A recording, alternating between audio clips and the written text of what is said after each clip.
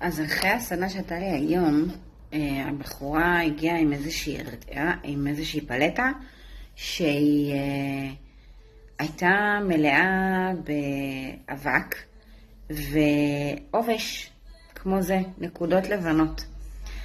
והיא אומרת לי, טוב, אני אזרוק. אמרתי לה, חרם, בואי נראה מה קורה. אז הדבר הראשון שעשיתי, זה עשיתי את הניקוי.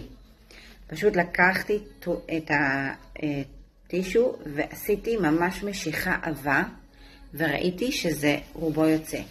וככה פשוט הורדתי שכבה אחרי שכבה, שכבה אחרי שכבה, והמלצתי לה שאם היא ממש ממש חרדתית וממש רוצה לעשות את זה, תראו איזה יופי, זה ממש חוזר לתוך עצמו.